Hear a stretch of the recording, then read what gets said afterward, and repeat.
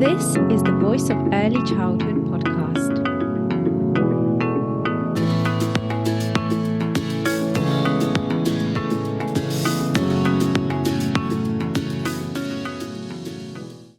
Hello everyone, welcome to the Voice of Early Childhood podcast. My name is Angelica Solinska and today I'm joined by Dr. Aaron Bradbury, who is Principal Lecturer at Nottingham-Trent University. He's also author of various early childhood books and works really closely with the early childhood sector as well. So thank you, Aaron, very much for joining.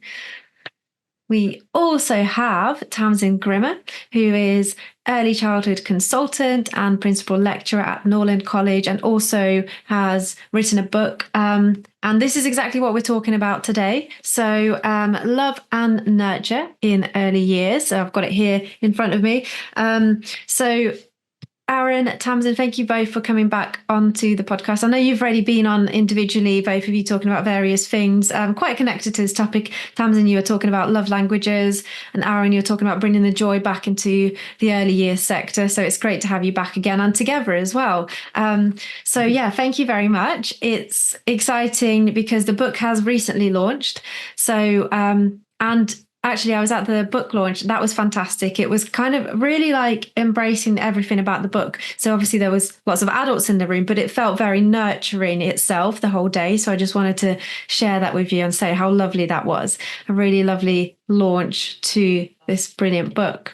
So love and nurture in the early years. For those people who don't know your work too much, who aren't too familiar with your work, what made you both write this book? So why this particular topic and why now as well?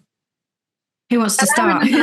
Aaron and I have been good friends for a while, and we often talk. We found ourselves talking about lots of these kind of issues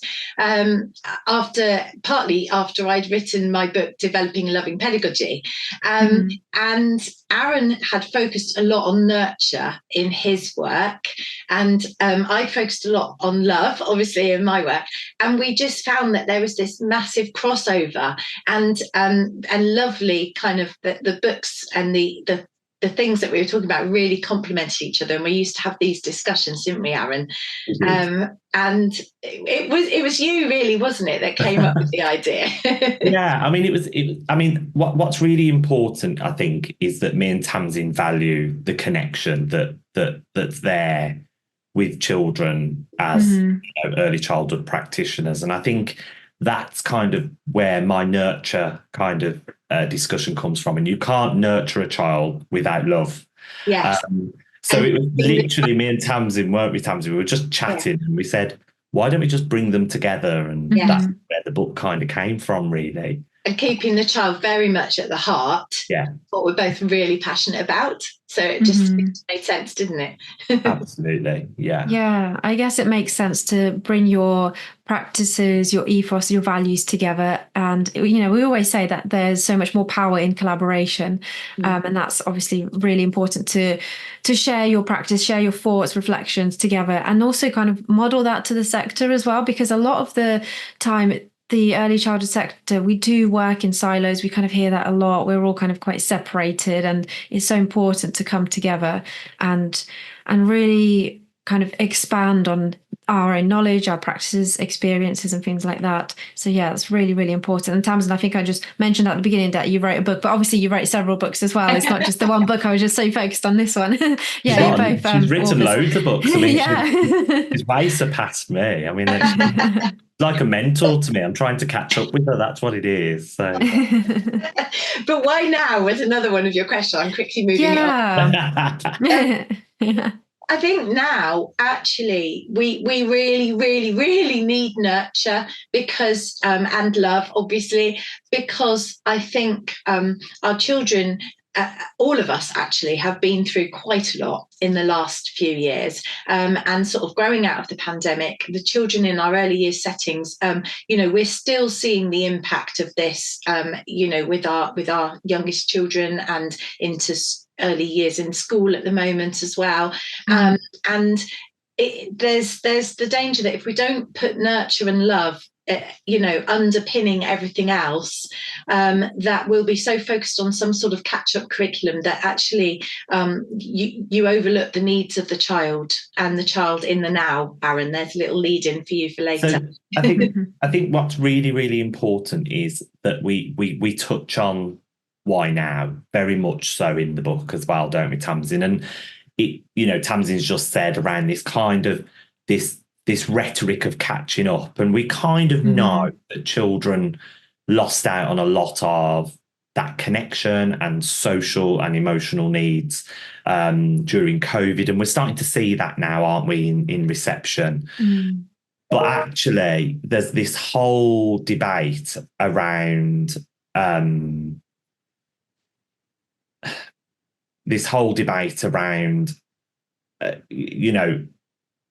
what's important really, and what we need to focus on, what we need to nurture from the beginning, are kind of those emotional, social, developmental opportunities. And Tamsin's done a great visual in the book, actually, which is if we can get love and nurture right, it actually opens doors to all the other areas of development, because children are secure, that they're ready to learn, and actually that is where we need to be. We need to be focusing on that kind of social and emotional development so that children feel confident to open doors to other areas of learning as well. And we think what we're doing in early childhood, this sounds very blue sky and big picture-ish, but we really believe this. What we're nurturing today in our young children is actually what we're building in our citizens of tomorrow. What we're really trying to do is get that right in early childhood, because then if we look at the things that we really want to nurture in our children, and that would be love, and that would be, being able to resolve conflicts even, if you want peaceful society in future, you need to actually start with the children today and teach them how to resolve conflicts in the classroom or in the early years now. So I think, it is kind of a long-term thing as well in a way. Absolutely. But, I mean, Tamsin did kind of allude to the child in the now, and I mean, I can explain a bit about that in more detail if you want me to. So when we were putting the book together, and each chapter kind of complements each other. I'm sure you've read it, Angelica, and it's a really lovely book. I mean, I remember when we wrote it and we read it back, didn't we, Tamsin, that somebody said to us, how does it make you feel? And it gives you a shudder, because that love and nurture should be at the core of early childhood practice. So when we'd done all of the chapters, there was just something missing, something probably a little bit more that needed to be, okay, so how can we relate this to practice? How can we actually say to the early childhood practitioner, this is kind of what we're trying to encapsulate? And we developed a model, which is very much a belonging model for the child within practice. And we broke the model up into 4 key areas that we feel that actually, this whole kind of catch-up rhetoric is important to a certain point. But actually, if we really focus on the child in the now, these are the 4 key areas that we would like all practitioners to focus on. So belonging for children, having that sense of belonging, how children are becoming. So, the whole developmental opportunity, developing themselves, becoming secure, but also being, allowing children to be in the now, allowing them to have that time to reflect and develop their learning, but also developing a sense of who they are, along that journey. And then the 4th one we felt, which is so important, is how we believe as early years practitioners, about how we can believe in the child, very much through a lens of child development rather than a lens of catch-up. And we developed this model, and it's an opportunity for us to value the child as a measurement, really, of a child in the now, and not seeing children as the same, because we have this thing all the time that all children must be able to do this by this certain age, whereas actually we really value the unique opportunities of children. Mm-hmm. Mm-hmm. Yeah, so very much kind of what the EYFS says, the unique child, but kind of taking it further and thinking about the bigger picture, like Tamsin, like you were saying, thinking about the future, but not really focusing in on the future too much and thinking this is where the children should be and we're just preparing them for the next stage, but really considering the child in the most holistic sense of what's important for them right now as well. Yeah, absolutely. It's almost like the opposite of focusing on the future, although we're seeing it as contributing to the future, but because you're nurturing children for the future, that is about now. What you do daily practice now. So you're laying those foundations and they will support children in the future, but that isn't your main focus. No, that's almost like the added bonus, isn't it? Yeah. So I was going to say, what would you say nurturing looks like practically when we're saying, in a setting, what does that actually look like? What do we mean by that in practice? So if you think about when we use the word nurture, you might use it, for example, if you were a gardener. So you might talk about nurturing a plant to grow. And you probably know when I'm using this analogy, I'm not a gardener. So apologies to all those that are. But, a plant needs certain things in order to grow and be nurtured. It needs water, it needs soil, so it needs the sunshine, things like that. So what we're trying to think about is putting all the things in place that you need in order to nurture a child and help them to grow and develop, really. And obviously underpinning all of that is love. So it's sort of about putting in place all those things that give the child the opportunities they need in order to grow and develop. And I think it's also for us as adults, and I use the word adults because in the book we interchange from professional to parent, and I think that's really, really important that we're recognising the connections that children have. I think it's about how we spend a lot of time with children, so it's about being attuned to their needs as well. And obviously, like Tamsin's just said, you've got your physical needs. You nurture the physical needs, but for us, we've included a lot of research and theory into the book as well. It's those emotional and social needs that nurture kind of feels very much part and parcel of what we're trying to encompass of the child. Yeah, so very much holistic development of the child.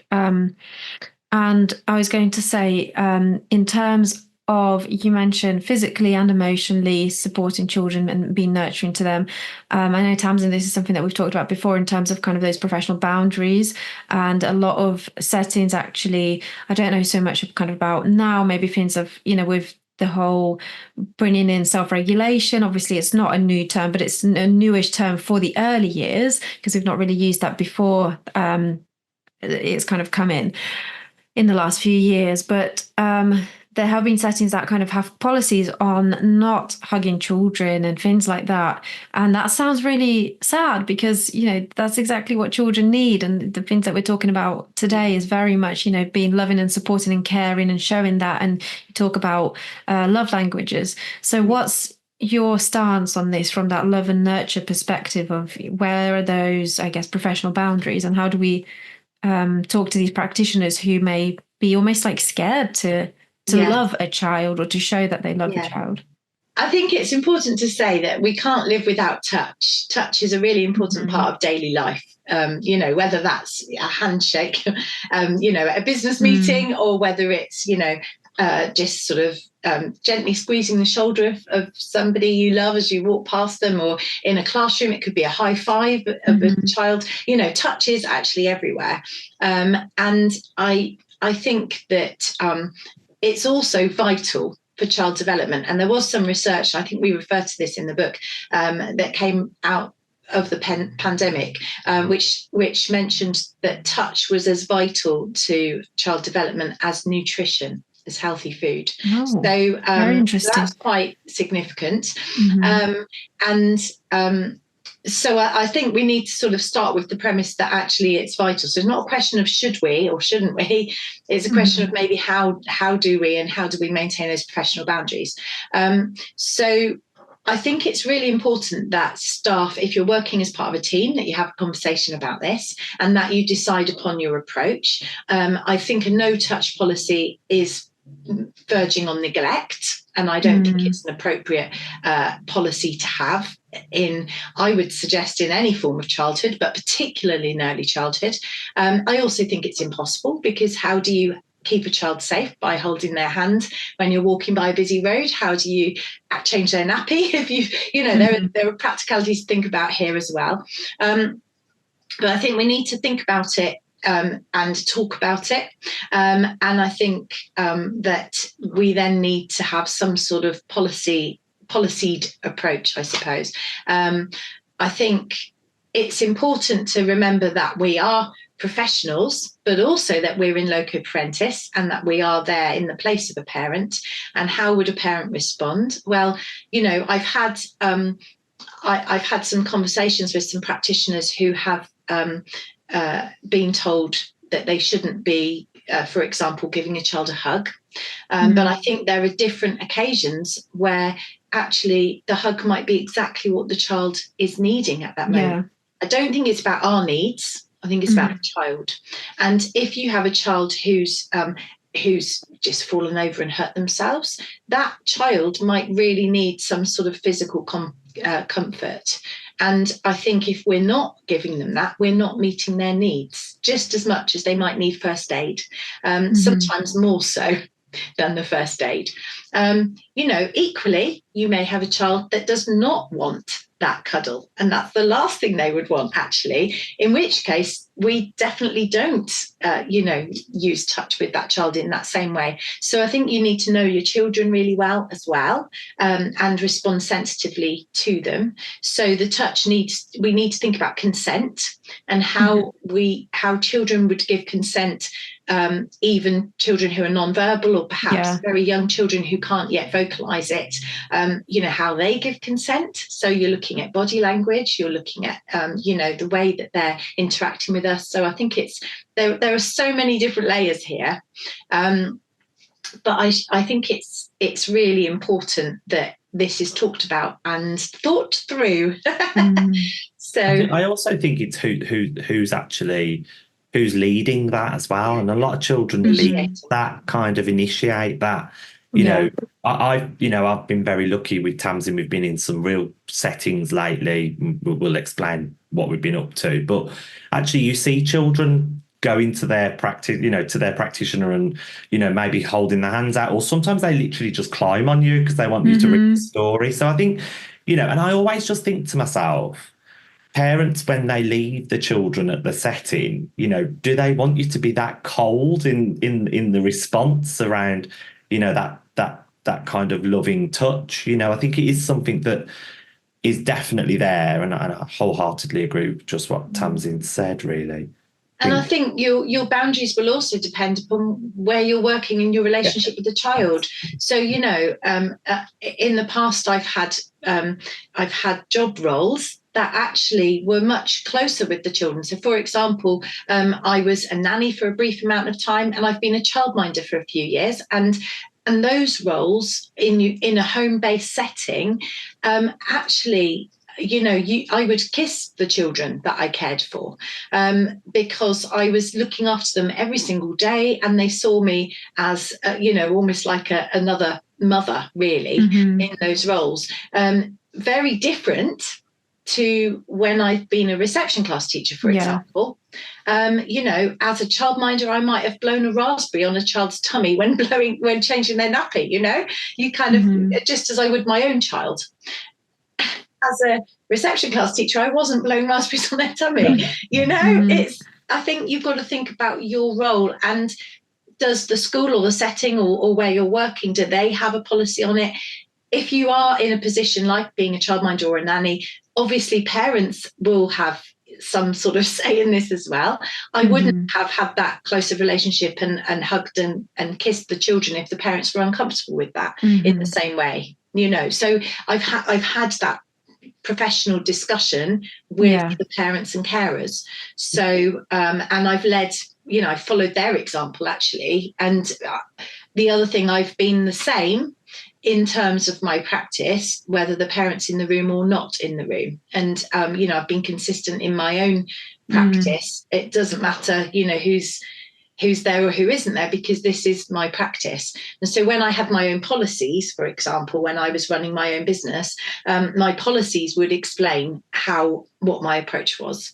And I know of preschool and nursery settings where they have a policy that's quite explicit in the way that they will comfort children or allow children to climb on their laps and things like that, because they want parents to know this is going to happen. Because actually, yes, it is about safeguarding children.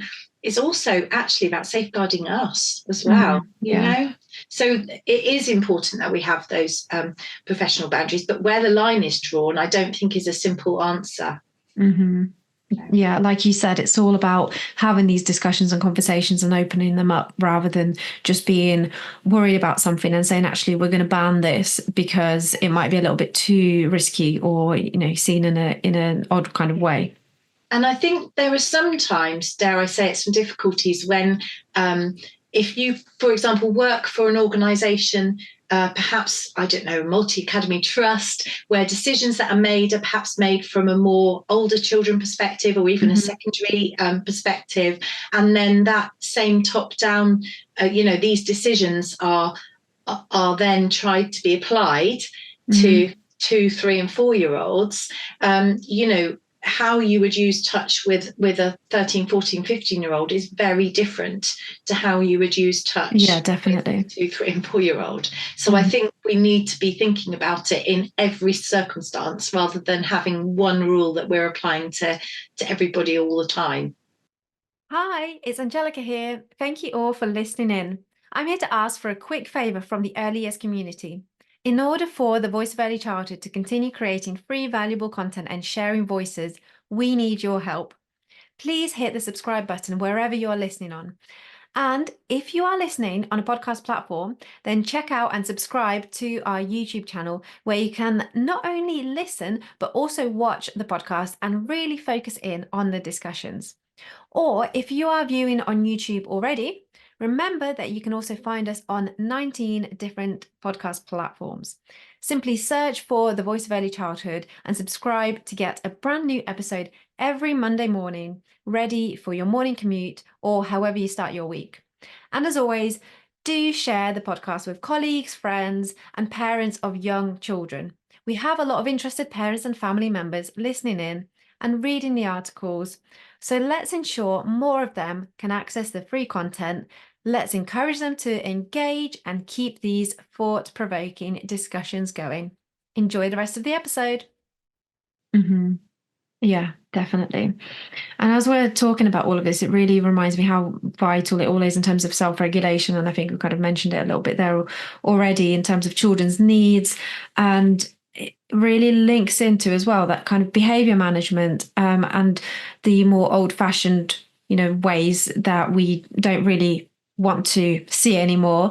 And it's all about meeting the children's needs and, do they need co-regulation? And it's not about this approach being, in quotation marks, too soft and giving them too much attention, but actually it's about ensuring that they do, like you said, Aaron and Tamsin as well, both of you, they need that security, that safety, rather than you've been, again, in quotation marks, naughty. We're not going to give you attention. We're not going to give you a hug. We're not going to give you that love and care. And unfortunately, we still do see that, especially, I guess, in family situationships with parents and their children rather than in settings. So it is something that I think requires a lot more, I guess, training and talking about, that there's that awareness that children need support in regulating their behaviours, regulating their emotions, and support in communicating them and processing them. And that is from a loving, nurturing perspective, rather than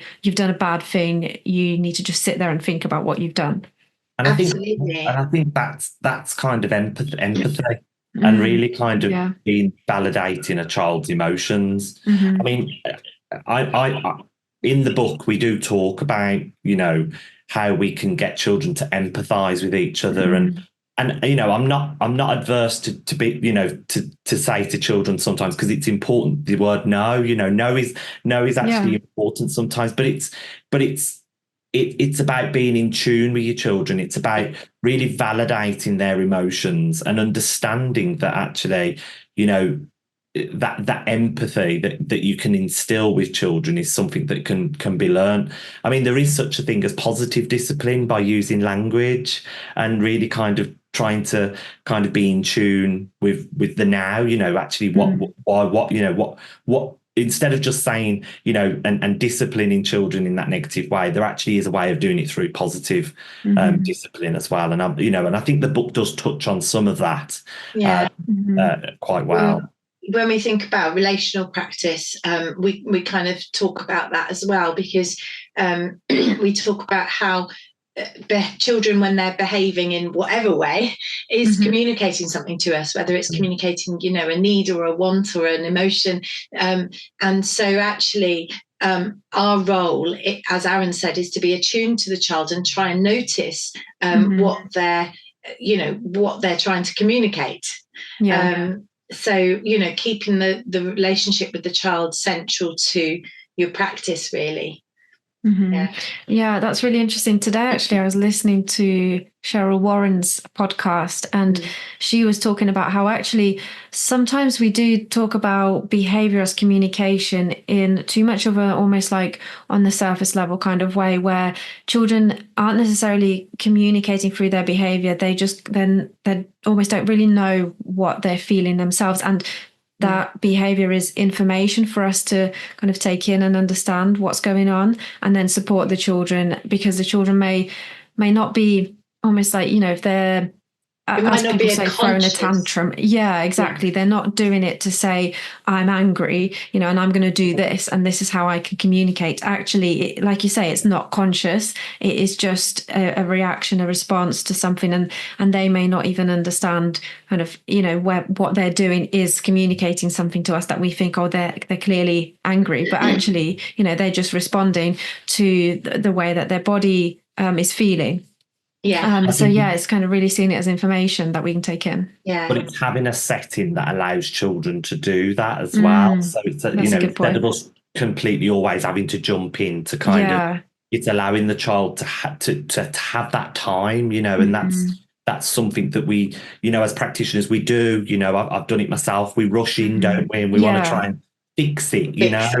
That's but it. Actually, sometimes children just need that time to, you know, to find out, well, why are they feeling the way they're feeling? And sometimes time gives them and let it out, and acknowledgement that it's okay to feel that way.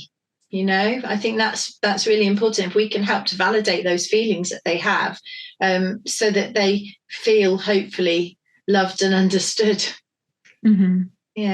Yeah, definitely. And as you were saying earlier, that prepares them, not that is the focus in the moment, but if they are feeling understood and cared for and loved, and they know that it's okay to have certain feelings, like whatever feelings and emotions they have, they know it's okay. That prepares them to be adults in future who also do the same, you know, for other adults and children, but that also can communicate about their emotions and understand their own emotions and know what to be able to do about their emotions as well. And that really equips them. Yeah, because we won't always be there, you know. They won't always have a grown-up to co-regulate with them, will they? They've got to learn, but self-regulation grows out of co-regulation. So you know, we've got to be there whilst they're learning. And also going back to something you were saying, Angelica, a moment ago, you know, some people talk about how a child is actually learning to behave. It's not. Sometimes we treat behavioural learning in a very different way, and we might, you know, so for example, if I just give an analogy, if we were teaching a child to write their name and they made some sort of error, they didn't perhaps write their letters in the right order, or something, you know, wasn't quite 100% correct, so to speak, the last thing we're going to do is say, that's not right, that's really naughty, go and sit in the corner until you can get it right. We just wouldn't dream of it. We would scaffold, we'd give them loads of opportunities to mark make, we'd work on their fine and gross motor skills, we'd get them, practicing their letters, we'd role model how to write the letters, we'd put in all this stuff, wouldn't we, to kind of really scaffold them, and so that they can in the future, when they have another go, they can learn through that and be successful. Hopefully we would be setting them up to be successful. But when it comes to behaviour, so many times children are treated in a different way, and we forget that they're learning to behave, and they will make behavioural mistakes along the way. And sometimes, if a child's saying no to us, actually, yes, they're being defiant, but actually that's okay. But what we might need to do is then show them how actually you do need to do this, because if we've got a good reason for it, we might need to work with them. But it's a case of helping them to learn to behave. So that's about developing self-regulation, really, but seeing it as a process rather than, the child's like you say, being naughty or something. It's actually the process of learning right from wrong, because that's tricky. It's hard. They're only young. We find it hard enough. It's interesting though, isn't it, that we scaffold the things like writing, numbers, all the things that we see as important, maybe academically, but we don't scaffold the behaviour. We don't see the scaffoldedness of the behaviour, and that's really, really interesting and a great analogy. So, well, thank you, Tamsin, for that. No, I think actually saying it like that makes it feel really, really applicable to practice, doesn't it? So, because I think we focus too much, and we have said that in the book, that we focus far heavily on the academic aspects, but actually the social and emotional aspects of learning sometimes gets not left behind, but I don't think we give it the prevalence sometimes that it needs. It might appear to be undervalued, but actually it's really important, isn't it? Yeah, definitely.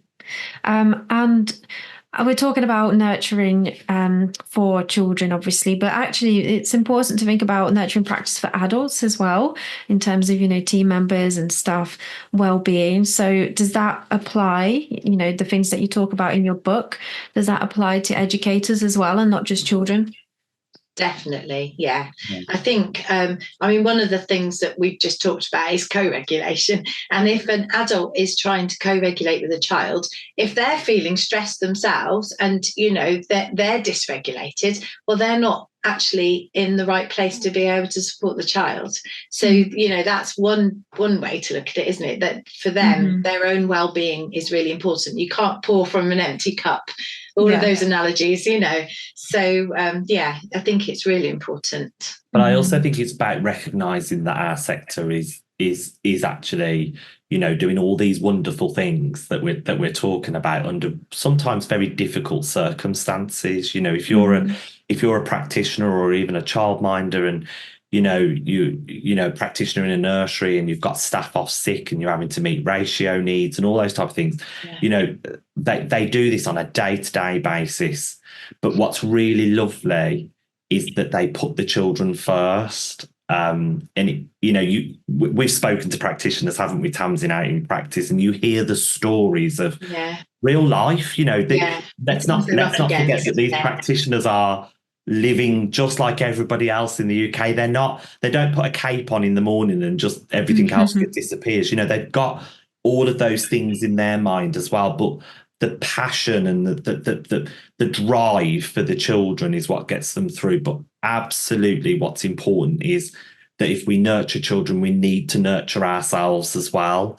And that's really, really important. And the best places, our best settings and earlier settings, are those that value everybody as a community, that nurtures everybody, because ultimately what you get from that is a happy workforce, a workforce that wants to do better. And you'll see that within the children as well, and the parents and the families that come there too. Yeah, it definitely rubs off on them, doesn't it? And it is that general approach that the whole setting takes. But the best thing that, I mean, we've been speaking to practitioners, the best thing that practitioners say that they get when they turn up is a smile and a welcome from the manager or the owner or somebody that recognises that they're there. And that's powerful, you know. Something simple like that is just so powerful for a person. Yeah, and like you say, it's such a simple thing to do. It doesn't cost you anything. No. I mean, you can buy me all the donuts you want, but actually, there's something about somebody going out of their ways and saying, "Morning, Aaron, are you okay?" Yeah.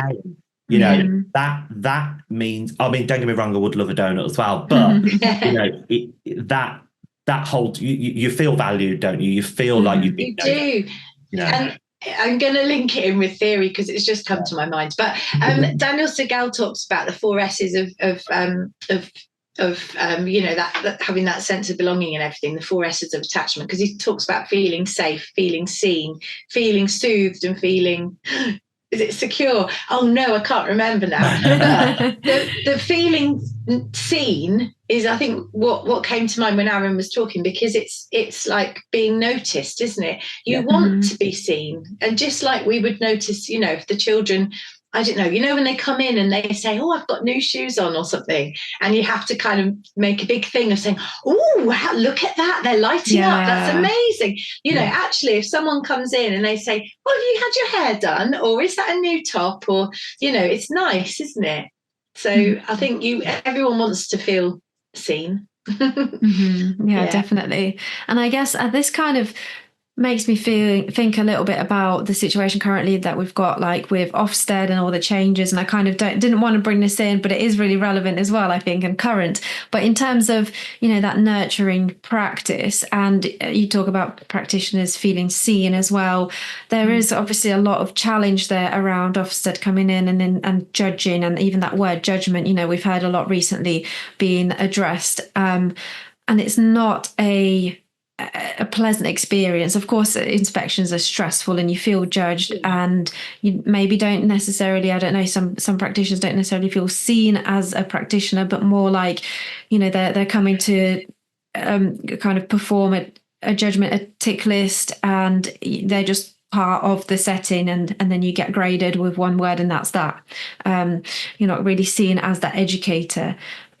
So what are your thoughts around that kind of approach that Ofsted have? You know, we're talking about nurturing, but is Ofsted approach nurturing? Can it be nurturing? Should we even be considering this? I think it could be more nurturing than it currently is, if I'm honest with you. But I do think there are ways that you can sort of own it a little bit more yourself, in the sense that if you're going to be inspected, because, you know, I'm not an inspector. I don't do that role, but I do visit a lot of settings, and it's wonderful for me as a visitor to settings when someone takes me around and they tell me with pride and love about their setting and their children, and you can really feel that. And I think sometimes people are so nervous of sorry, that's the dog coming in. I think some people are so nervous of you know, things like Ofsted, that they forget to be really proud and actually be proud of their children and be proud of their setting. And I think, you know, sorry, that was sort of on a little tangent really, but I suppose for me, it's that recognition, isn't it, that, you know, early years practitioners are under the you know, microscope really, to a certain point in current policy. And I think if we could just focus a little bit more on the personal, social and emotional development of children, I know that our practitioners will light up and talk about the uniqueness of our children and what they, you know, when you measure against educational outcomes, you know, what our practitioners are very good at is telling you what the children are very good at, rather than actually what they need to catch up with. That's a good point. I think actually if we could just focus a little bit more on the PSED, I know for a fact that our practitioners, our professionals would be very confident in that approach. I mean, I'm I'm just going to throw it out there. I think we have to be accountable to a certain point, whether that's, I'm not against Ofsted. I agree with Tamsin. It could be a little bit more nurturing is the word I'd probably use. But I would love to see a little bit more around that. Well, tell me about little Billy and relate it to his PSED. That's when we will see our practitioners light up, because they're connected. And I think that's what it needs to come back to. How are we actually connected to children? And I think if we could just see a little bit more of that in our policies, and the relationships, a bit more, I mean, we've talked quite a lot about relationships, during our little discussion, and I think relationships should really be the relationships we have with the children and obviously with the staff, but that should really be kind of a focus, and often I know Ofsted do think, what is it like to be a child here? And that's really important question. And I don't think they want to lose that focus. I think that's a really important one. But perhaps they need to do it even more. Yeah. And it's a whole bigger shift away from outcomes and catching up, and more towards, like you're saying, relational practice, and really tapping into the children's needs, the PSED, rather than, maths and literacy. And that's kind of the main goals here. Yeah. And that kind of leads us on to what we've been trying to implement as a bit of a bit further, really, within practice, around what me and Tamsin have developed from kind of a project that we've been working on with one of the early years hubs. And I think it's really lovely that they recognised that PSED is something that needs to be embraced and celebrated. And from that, we've actually developed a bit of a rating scale. So it kind of goes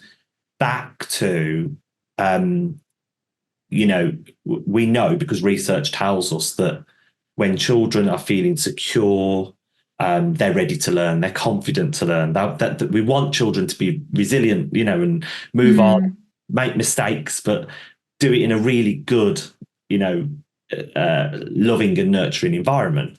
So, but what we really want to see is those interactions that adults are having, that actually the actual interactions, the connections, the relationships that matter. So we've developed a bit of a rating scale. We're very proud of it, I think, is something that I can't tell you too much, because obviously it hasn't been published yet, but we're using this rating scale as part of the project. Yeah.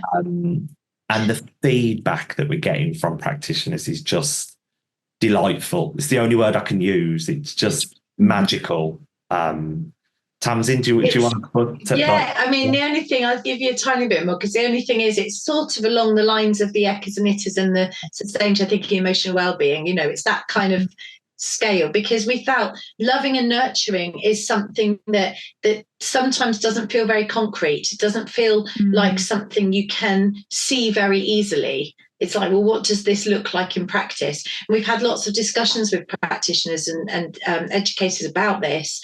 And we just felt that it would be really helpful to try and exemplify, I suppose, but, think about what does it look like for the adult and the child when loving and nurturing, happens. So we have looked at, I know Aaron was talking about the child in the now earlier on. He was talking about belonging, becoming, being, believing. We've looked at that alongside loving interactions, and we've tried to kind of share some thoughts, I suppose, but help people to audit their practice, so that they can try and hopefully be as loving and nurturing as they want to be or can be. And what's really lovely about our work, I'm just going back to the book, I'm not going to say any names as such, but what's really lovely is, nursery chains are also seeing this gap around, why nurturing is so important. And it was lovely that one of the nursery chains had done a case study for us in the book, because they also see the benefit of that personal, social and emotional development of children. So it's not just me and Tamsin, talking about it. It's lovely to see that actual practitioners and even, directors of some of these big companies are also seeing that this is what children need as well. And that's warming, that's really nice to see that we're on a similar footing. Yeah. Yeah, and things are moving towards that direction. Yes, yeah. We've still. I still think with the catch-up rhetoric, we just need to soften it a little bit more. I think we can soften that by actually saying, well, hang on a minute, let's also look at the social and emotional and the child in the now. Let's just slow that down a little bit. I'm not saying that children shouldn't have speech and language, support and all those extra support things, but let's just slow that down a little bit. What do the children need now? Yeah. To be able to then be confident to move on to the next thing. You can't just do everything all at once. And I think that's what we're finding, but yeah, it's warming to see that other nurseries and practitioners and professionals are of the same thinking too. Kind of brings us back to what we were saying earlier about being aligned and collaborating, what I was saying right at the start in terms of coming together. So it's really nice to hear that. And what's really lovely, I'm just going to throw this out there, it's so lovely to focus on something positive. Yeah. So lovely to focus on something that can really make a difference without having to say how bad policy is or how bad something is. That's not what this is about. This is about something really positive that can really make a difference to children. And that everyone can do. Doesn't matter where you are. Parents could, we're not just talking to, practitioners or educators here. It's very much, loving and nurturing is something we can all do with adults and children, isn't it? Definitely. Yeah, and I do think that this podcast episode is really relevant to parents as well. Like when I was saying earlier around self-regulation, co-regulation, behaviour management, all those kinds of things, it is very much relevant to, parents, carers, families. So, thank you both very much for being on the podcast once again and talking about your book, your work and your future plans as well, or what's currently happening. It's all very exciting. I'm really looking forward to hearing more about this new project and having you. It'll be, it will definitely be out in the next few weeks. So, okay. I thought you might say a few years. So, no, there definitely will be something coming out October time. Aaron's optimistic. Definitely before Christmas. Yeah, we're definitely before Christmas. But we're hoping to work with the Early Years Hub in question to do a bit of a dissemination. And then moving forwards, me and Tamsin are going to do something a bit separate on this rating scale that we've developed that will hopefully be able to be used across the UK, well, anywhere really. We want to go global, basically. But no, big plans. That's the plan. And it's going to be accessible. So that'll be really. That's important. Yeah, that's very exciting. It's really great to hear that it is something that can be, that's going into the sector soon and not just, we've been doing this for years behind the scenes and it'll be another few years until it comes out. Actually, it's all very much like, it's for the sector and it's current and you're putting it out there. Yeah, that's really nice to hear. It's exciting. Thank you. Yes. Thank you both very, very much. For those who are listening, if you'd like to hear previous episodes from Tamsin and Aaron, the links are in the episode descriptions, including Tamsin's episode on love languages and Aaron's previous episode on bringing the joy back into early childhood, which is still very relevant now. All of that is available, and I'll put a link to the book that I have here again. I'll just hold it up. There's a lovely book, Love and Nurture in the Early Years, in your article also, which can be found on the website. So once again, thank you very much. Excited to hear more about your project, and I'm sure I'll hear from you very soon. Thanks, Angelica. Thank you.